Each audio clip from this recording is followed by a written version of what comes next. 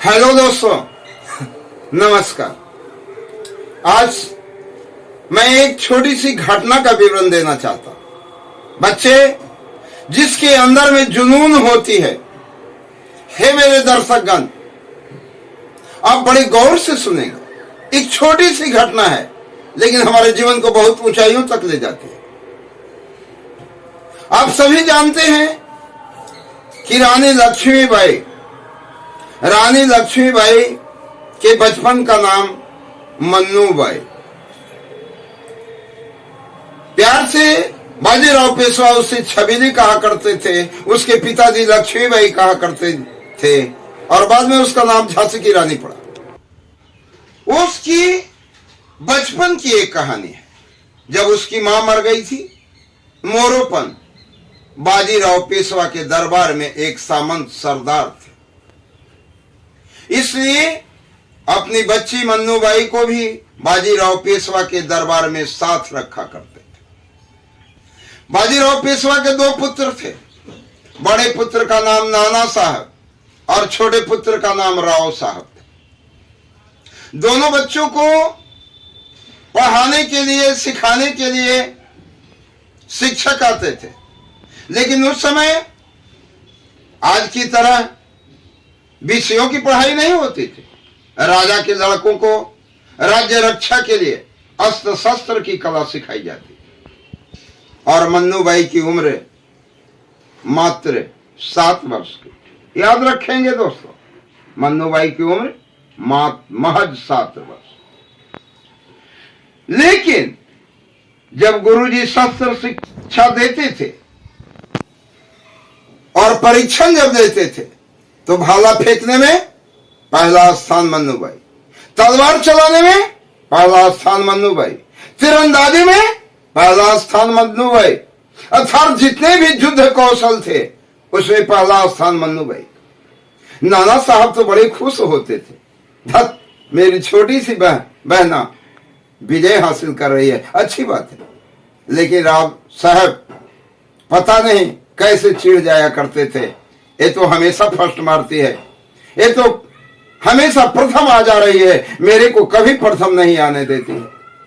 और इसलिए राव साहब एक दिन अर्धरात्रि को विक्षुब्ध हो गए, चुपके से अपने अस्तबल में जाते हैं, जाकर अपने घोड़े को निकालते हैं और घोड़ा निकालकर रात भर घोड़े को दौड़ाए।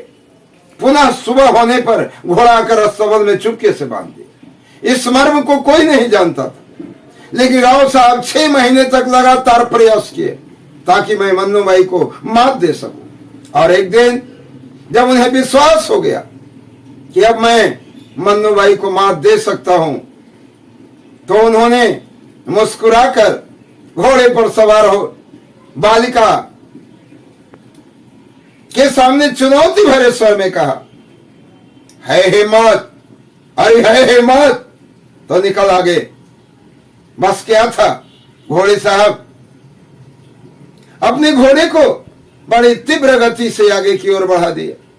मन्नूबाई का घोड़ा भी राव साहब के घोड़े का पीछा कर रहा था और कुछ ही देर में मन्नूबाई का घोड़ा राव साहब के घोड़े की बराबरी में आ गया। मन्नूबाई मुस्कुराई, मैं तो आगे बढ़ा रहा हूं, तुम भी आ मेरे साथ। और जैसे ही ने रानी लक्ष्मीबाई अर्थात मन्नूबाई, बचपन की मन्नूबाई वही छबीली ने जैसे ही घोड़े में एड़ लगाई, घोड़ा हवा से बातें करने लगा।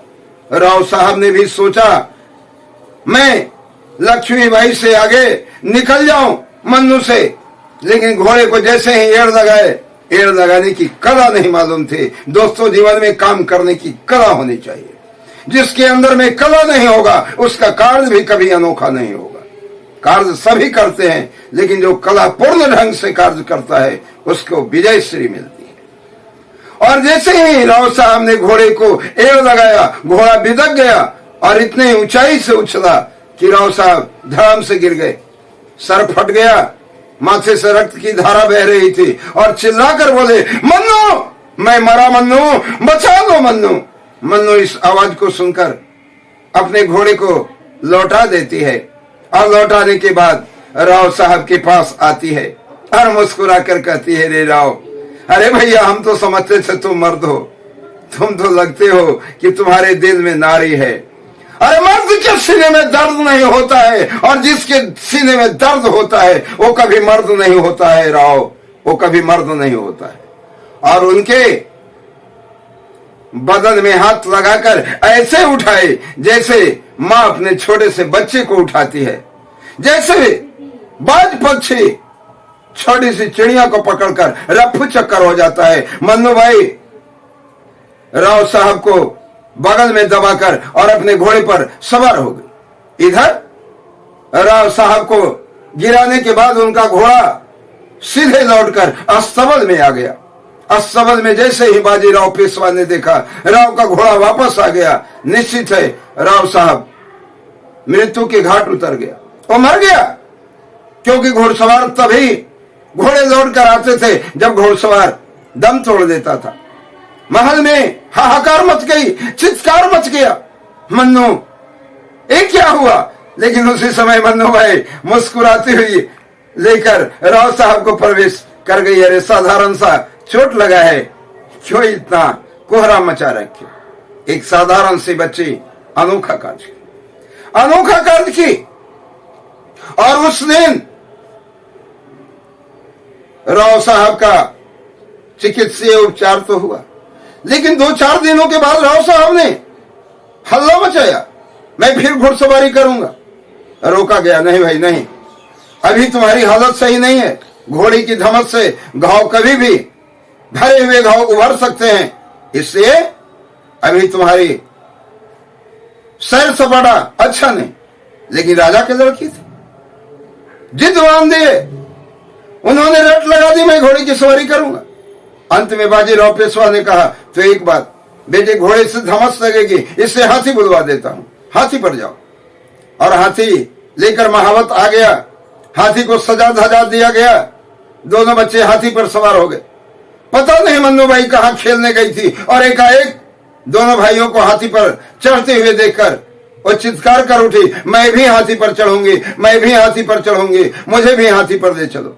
नाना साहब चाहते थे मन्नू भाई को भी हाथी पर ले दे, लेकिन राव साहब चिढ़े हुए थे। उन्होंने महावत को आज्ञा दिया, हाथी आगे बढ़ाओ, इसे हम नहीं लेंगे। महावत राजा के बेटे की आज्ञा मानकर हाथी को आगे बढ़ा दिया, और मन्नू भाई फुट फुट कर रोने लगी, मैं भी हाथी पर चढ़ूंगी, मैं भी हाथी पर चढ़ूंगी। बहुत प्रयास किया गया, वो रोना चुप नहीं हो रही। मोरोपंत गोद उठाकर पुचकारने लगे, बहुत से बहाने बनाए, मैं मेला ले जाऊंगा, मैं बाजार ले जाऊंगा, सामान खरीदूंगा। लेकिन मन्नू भाई की एक ही रट थी, नहीं मैं घोड़े पर चढ़ूंगी, नहीं मैं घोड़े पर चढ़ूंगी।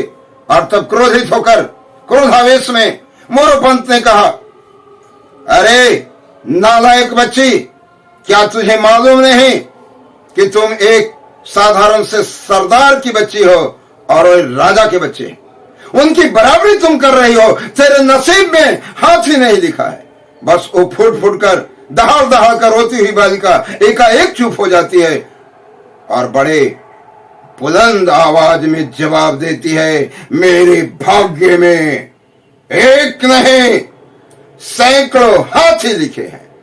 बालिका की अंतरात्मा से उठी गई आवाज एक दिन सत्य साबित हुई। आप जानते हैं, खुद उसकी वीरता से प्रभावित होकर हिंदुस्तान में जितने भी शहर थे उसमें झांसी के राजा के पास जितना दौलत था, इतिहास में उतना दौलत टटोल कर देखेंगे किसी राजा के पास नहीं था। हीरे और जवाहरात वहां बिछे हुए थे, और वो राजा स्वयं पत्र भेजे थे, मैं मन्नू भाई से शादी करना चाहता।